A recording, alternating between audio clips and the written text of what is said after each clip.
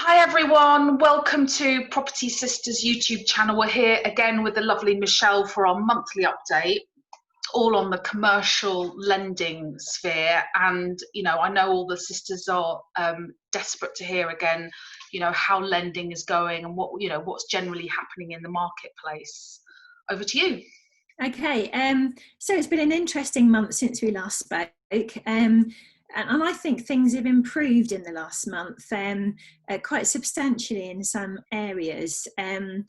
So when we spoke last month, it was a little bit doom and gloom. Commercial was quite hard. Buy-to-lets were proving quite difficult. But I would like to say now that we've got more lenders in the market. We've got lenders coming back into the refurb market as well, like the heavy refurb. So not just like a Tartan Turner proper, maybe a conversion, and there was a lot of lenders that went out of the market for that. So they've come back in and they're keen to lend. On buy-to-lets, we've got a lender that will now lend at 80%. Wow. Which is, last month I was telling you how difficult it was to get to 75%.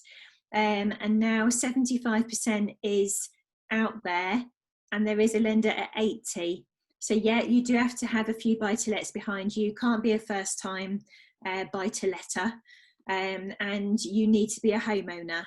But if you match all that criteria, you can get up to 80% on buy-to-lets, which I think is fantastic because it's starting to go back to where we were at the beginning of the year before this nonsense started.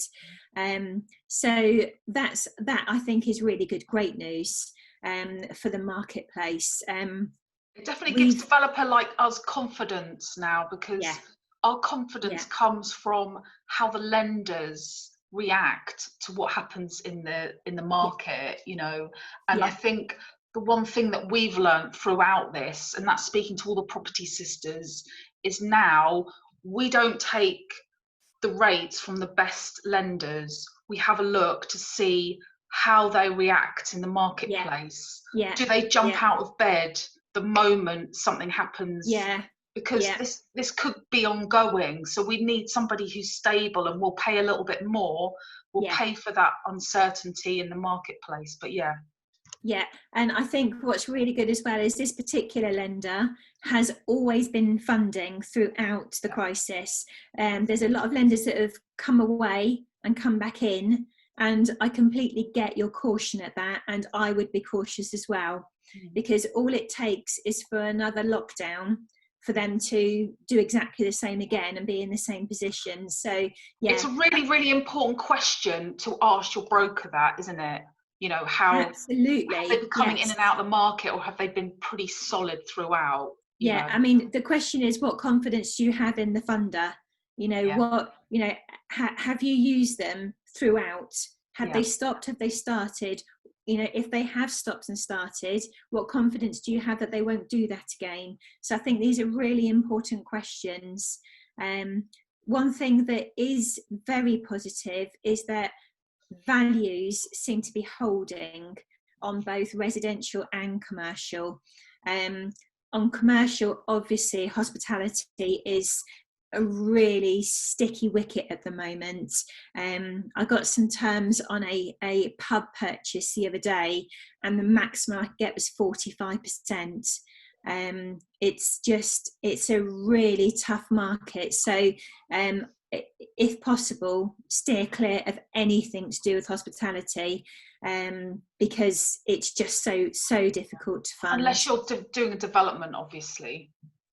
If you're developing, say for example, a pub into flats, then that's not hospitality, because the liquor license has gone, all the issues around that has gone, and it's going to become a residential property. But if you wanted to purchase like a B&B or a pub or something that's got a license, it's going to be tough.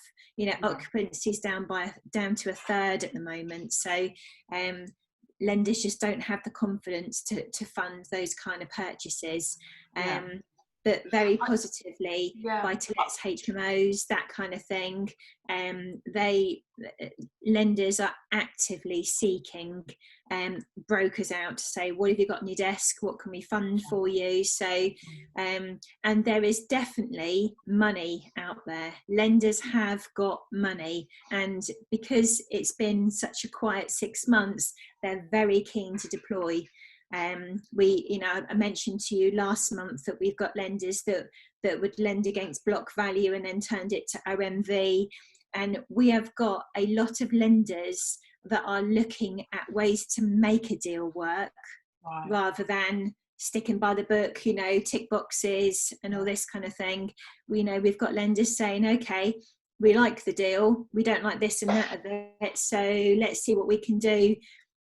So what I love about that is feeling the confidence again. Yeah. They're not just saying no, they're saying maybe they don't like the way that it looks, but let's see how it can work, because it sounds like they're a bit more desperate to lend the money. So absolutely. And I think, again, this is where a good broker comes into it. So when you've got your broker and you talk to them about it, and if your broker comes back and says, I can't get a lender interested, then you need to be having that discussion. Have you talked to them about, how to make the deal work for them, what it is they don't like about it? Because sometimes an honest discussion with the BDM or whoever's looking at it might open up the pathway to think, okay, well, I could do it that way, or they say, well, we thought it was this, and actually it wasn't that at all, it was something else. So it's really important that your broker, or if you go directly to a lender, that you ensure that the lender understands the deal properly.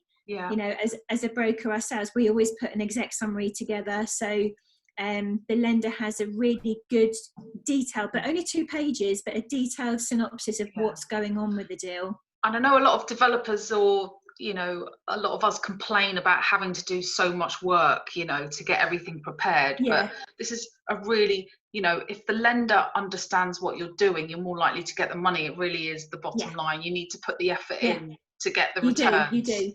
And also they can help with spotting problems as well, can't they? So it's absolutely another few pairs of eyes that are going to look at this for you. It's just well worth doing it as an exercise anyway. I mean, the number of times we've had either a phone call or an email with like 3 lines, can you get funding on this? So, well, we don't know anything about it, we need a bit more information. Or we get sent like a development appraisal, and because we can check through it, we'll be like, that profit on cost seems really low, or that pound per square foot seems really high, or something, and we can start to kind of drill into it before it gets to the lender to ensure that what we're presenting is right. And if the profit on cost is too low, there's no point us doing it. There's no point us wasting their time if they're at, say, 10% or something. So we will always be that go-between to ensure that we present it. Any broker would be the same, that we present it in the best possible way to the lender to ensure that they want to do the deal. Because it is so important. You can have the best deal in the world, and if your broker sends over, to the lender, can you lend on this, without any explanation, the red flags are going to go up. It doesn't matter how the deal is, they'll probably say, no, I don't want to look at this again, because you're just showing me that you're not down with the detail, and you've got to be, haven't you? So that's it. And lenders at the moment, they are they've got lots of money they want to deploy, but they're all really busy. I mean, really busy, inundated with lots of inquiries.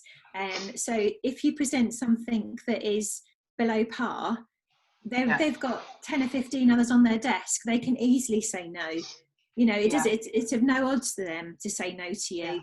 But if you present a good case, they'll go, okay, let's look at all of this, and they'll prioritise looking at it. So making sure that you and your broker work together to present it in the correct way is really important. That's fantastic news for this month for me. That's really good, because it, the residential market has been kind of zooming off in one direction, and I feel like the commercial market is kind of, I'm taking hospitality out a bit, but the rest of the commercial market is kind of lagging behind a little bit. It is, so, but it's getting there. It's getting there slowly but surely. Do you think what's going to be happening in the marketplace with the furlough scheme ending this month? Is it in October, isn't it? It's going to end this month. So do you think that that's going to, I mean, there's this big thing about all the redundancies, etc. How do you feel short term again, how that will affect lenders? I mean, they haven't stopped coming back to the marketplace, as you said, so they've obviously I think just personally, I think the people that are looking for buy-to-lets and are looking for commercial mortgages and things like that, unless the majority of those are self-employed, or if it's a very small, they might be employed and they're doing it as a side side venture, if you like, just do a few buy-to-lets and things. I think the redundancies will affect lots and lots of areas, but I think the main area that will affect is residential mortgages, because obviously if you're furloughed and then made redundant, you haven't got any income coming in, so residential mortgages will, I think, take a hit in the next kind of 6 months to a year, and then we'll have to see. But I think the impact on the market that we're looking at, the residential buy-to-let commercial market, I don't think will impact massively, and the type of lenders that we deal with don't normally deal with residential mortgages. That's fantastic. Well, that's fantastic. That's a brilliant summary for this month. I think we're almost out of time now, but I just wanted to thank you so much again, Michelle, for every month coming back and doing this, because it's really, really helpful it's my for pleasure. all of us. So I'm that's hoping fantastic. Next month I'll have even more good news for you. Yay, that'll be fantastic. Lovely. Well, thanks again, and I'll see you next month. Okay, thank you.